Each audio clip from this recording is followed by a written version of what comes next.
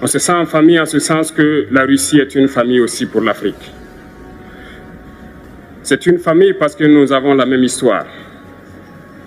La Russie a consenti d'énormes sacrifices pour libérer le monde du nazisme pendant la Seconde Guerre mondiale. Les peuples africains, nos grands-pères, ont été déportés de force aussi pour aider l'Europe à se débarrasser du nazisme. Nous partageons la même histoire en ce sens que nous sommes les peuples oubliés du monde, qu'ils soient dans les livres d'histoire, dans les documentaires ou films. On tend donc à balayer le rôle prépondérant qu'a joué la Russie et de l'Afrique dans cette lutte contre le nazisme. Pour ce qui concerne le Burkina Faso, aujourd'hui nous sommes confrontés depuis plus de 8 ans à la forme de manifestation la plus barbare, la plus violente du néocolonialisme, de l'impérialisme. L'esclavage qu'on tend encore à nous imposer. Nos dévanciers nous ont bien appris une chose. L'esclave qui n'est pas capable d'assumer sa révolte ne mérite pas que l'on s'apitoie sur son sort. Nous ne nous apitoyons pas sur nos sorts, on ne demande pas que quelqu'un s'apitoie sur notre sort. Le peuple burkinabé a décidé de lutter contre l'île terroriste en mesure de relancer son développement.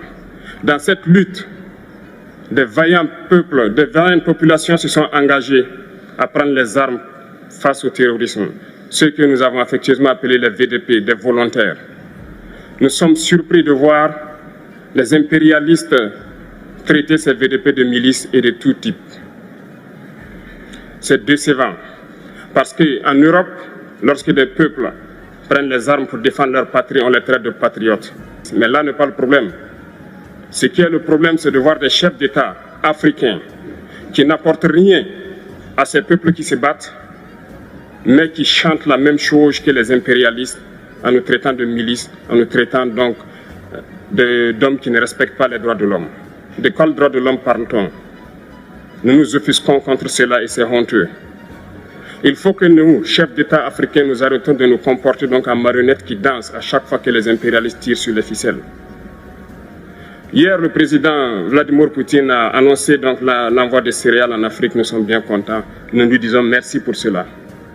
Mais aussi, c'est un message passé à nous, chefs d'État africains, parce qu'au prochain forum, nous ne devrons pas venir ici sans avoir assuré, pour ceux qui ne connaissent pas la guerre, l'autosuffisance alimentaire de nos peuples. Nous devons prendre l'expérience de ceux qui ont pu déjà atteindre cela en Afrique, tisser de bonnes relations ici et tisser de meilleures relations avec la Fédération de Russie pour pouvoir assouvir les besoins de nos populations. Gloire à nos peuples, dignité à nos peuples, victoire à nos peuples. La patrie ou la mort, nous vaincrons. Merci, camarades.